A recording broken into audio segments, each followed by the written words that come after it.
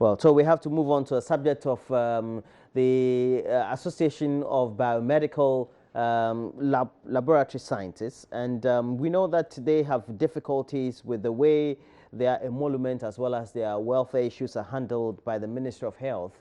And we would want to have into the discussion Dr. Ignatius Awino-Buno, who is the president for the Ghana Association of Biomedical Laboratory Scientists. And thanks for joining me. A very good morning to you. Thank you very much. And we know Roland. that you held a meeting with the leadership of the Ministry of Health, Yes. and that was led by the Minister, Yes. Mr. Kwekwajiman. Yes. What were some of the issues that you were discussing, or you went to discuss? Yes. The first, thank you very much. And let me say, as a professional body, and a key stakeholder in healthcare delivery, we thought that with the appointment of a new minister, there was a need to update him on the concerns of the profession, not only the profession, but also the concerns of the service, laboratory service delivery to our nation, and the danger that the general population was exposed to as a result of poor laboratory services. We're also supposed to congratulate him on his appointment.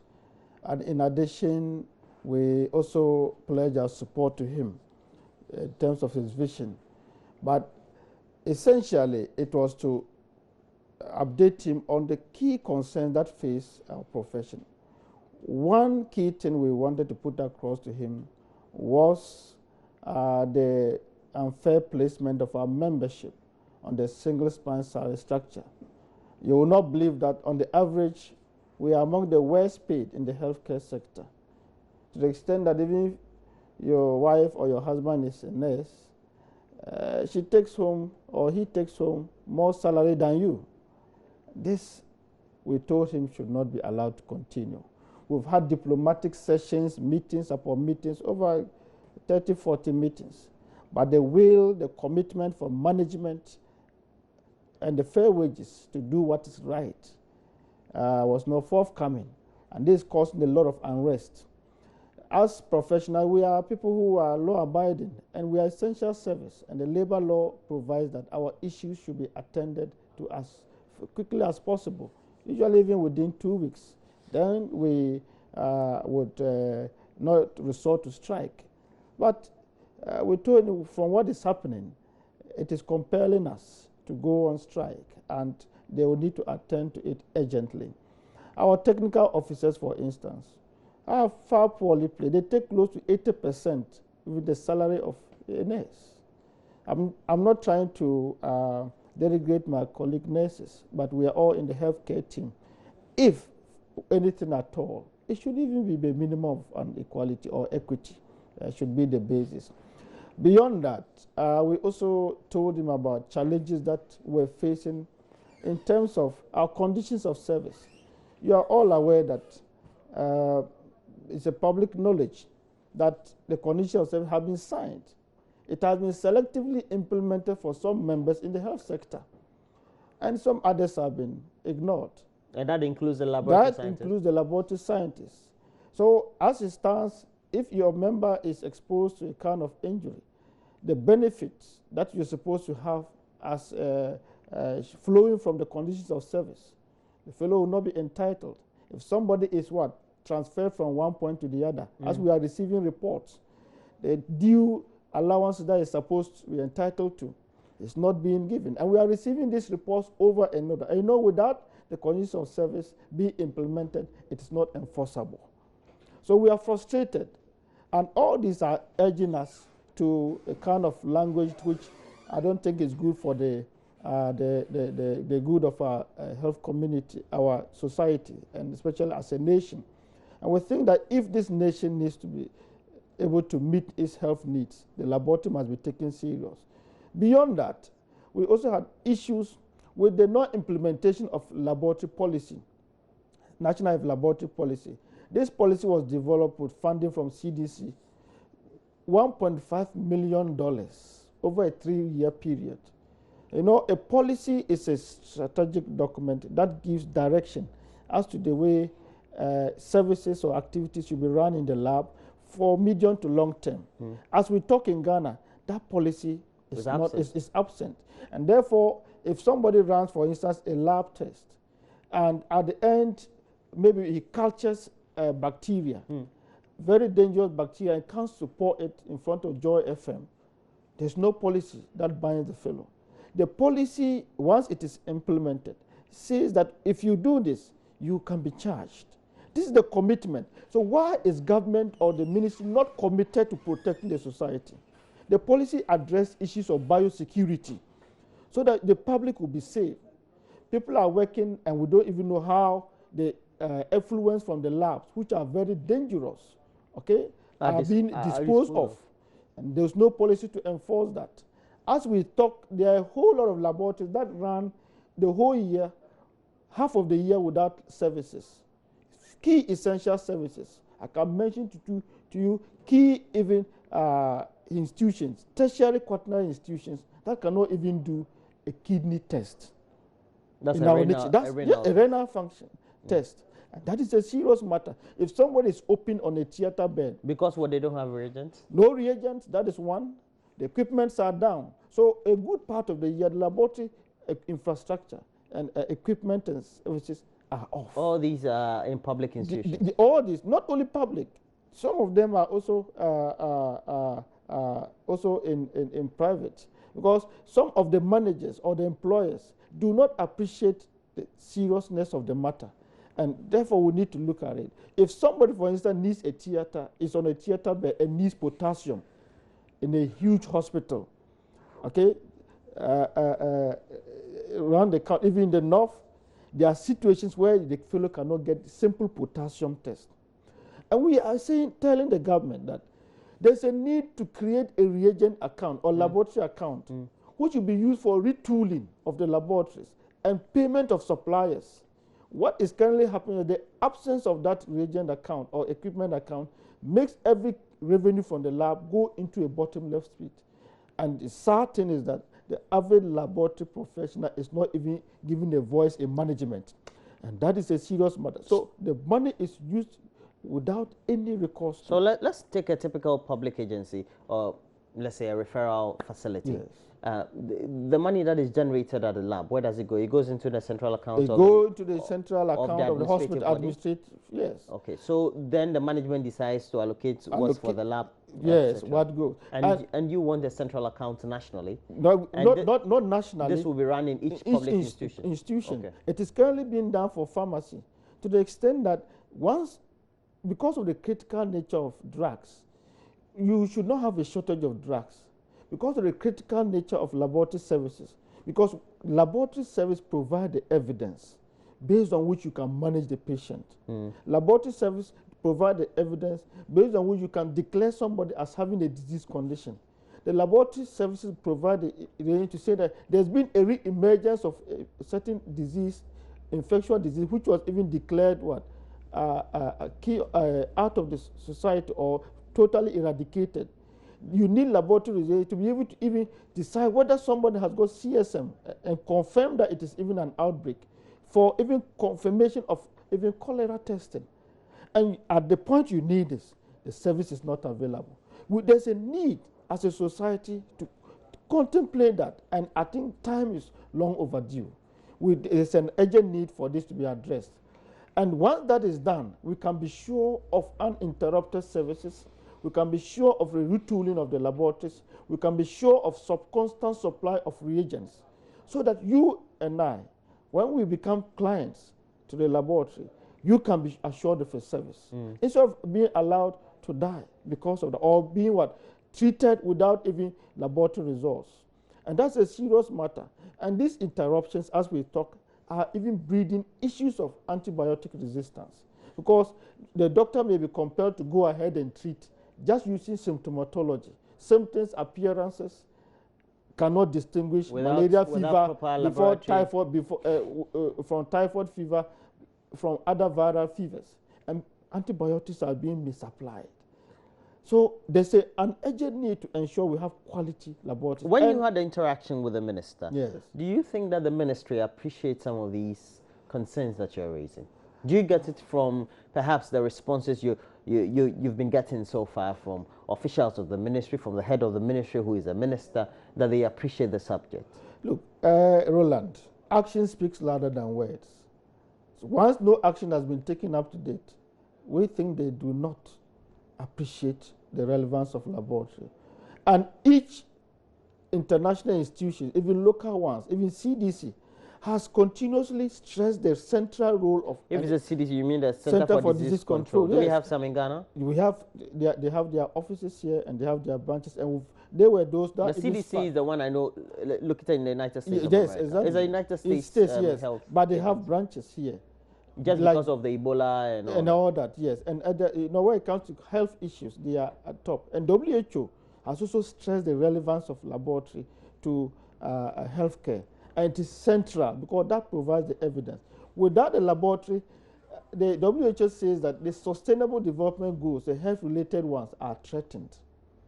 And no wonder as a nation, we are still having challenges with maternal mortality and even child mortality.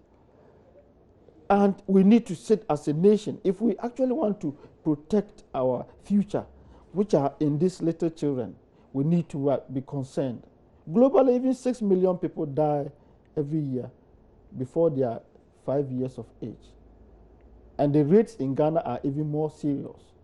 And without a laboratory to test even a simple HB, to be able to have an intervention, it will be a problem. So we wonder, it beats our imagination, after knowing all this, why there cannot be a commitment. Can you appreciate this? That you bring your child to the hospital and we cannot run a simple HB and the child dies out of anemia? I don't think it's pardonable, Roland.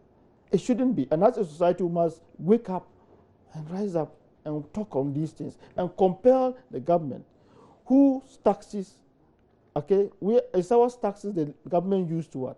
To run. They should prioritize laboratory services. At the end of the day, we also know that training is an integral part of making sure that we churn out the needed human resource for the sector. Do you think that we're on the right track? Roland, Ghana is replete with very enviable training standards. You can be assured of that. But the sad thing is that the products from those institutions are allowed to sit for years without being employed. And all that also beats our imagination. As we talk, since 2012, lab scientists who have been licensed by Allied Professions Council have not been employed up to date. Can you imagine? And we had to write letters upon letters. They were even threatening to go and picket like the nurses at the Ministry of Health. This should not be allowed. And the system is also being threatened by quacks. The apparent high prevalence of quacks in the system is also making people think that you can employ everybody to work in the laboratory. But the lab is regulated, and the lab regulated under Act 857 says that it is an offense for someone to practice medical laboratory without having been licensed by Allied Professions Council. And it is an offense, and a very serious, it can even end you prison sentence and even consideration in terms of money. So there's a need for the Allied Professions Council and the effort of government to clean our laboratories. So as a professional... To streamline the personnel. Employment, yes. Because without the quality of personnel, you cannot be assured of quality of results. Are you saying that for all those who need to work in lab and perform basic functions in the laboratory, they always need to go through some formal schooling? You must. Why is that? Because a professional is somebody who practices with some level of autonomy. Okay? You are trained, adequately trained, and life is put in your hand. And there's a fiduciary relationship between you and your clients. And the competency level you are supposed to give in terms of your services must also be standardized. So you cannot just take anybody who is not trained and give the fellow a patient's blood to decide whether there's malaria or not. Once the fellow misdiagnoses, that individual, the affected person will die wrongly because of the misdiagnosis. We've had situations where people have been classified as HIV when they don't have. And they've been put on medications only for 6 months later to be seen not to have. See how serious, or somebody who has TB and has been declared as not having TB because the fellow working in the lab cannot identify the parasite. And in that situation, the fellow is not treated with the antimicrobial intervention and has to continue spreading it in the community. This is how serious the matter is. And without the requisite training, you are supposed to, for instance, be able to perform a proper culture, prepare a patient, for instance, when he's sent to the laboratory, give the right instructions, collect the right specimen, treat, use the right media or culture or, what will I put it, food to grow the organisms. After which, once it's grown, you apply the antibiotic to it. See which one is resistant and which one would work. You send all this to the doctor, and the doctor picks from any of these and prescribes for the patient. Imagine you are not trained. You have errors in all these stages, and you end up being given an antibiotic which is not meant for you, and that damages your system.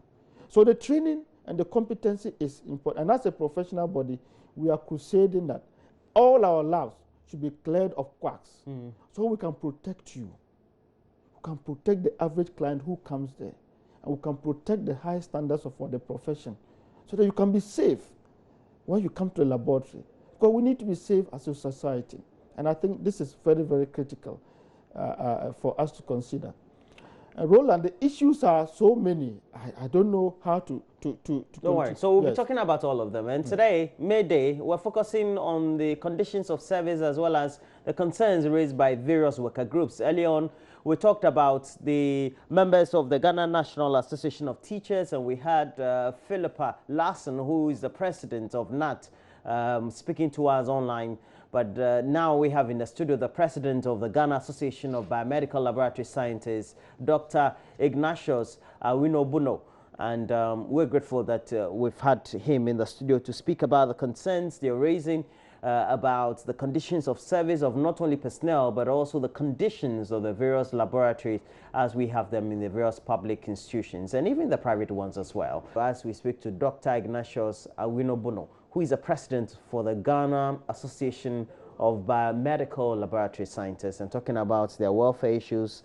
And we'll have to conclude our discussions by looking at what the roadmap or the way forward is. Now that you have identified these issues, you've had great consultations with the ministry, and you don't think that perhaps the speed or the emergency with which you would want some of these issues to be carried on and not being attached to. What is the roadmap?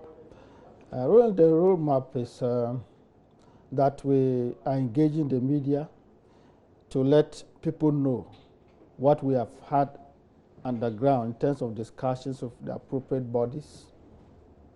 Beyond that, I'm sure if the ministry is listening, they would want to know that the issues that we presented to them should be handled urgently for the protection of what?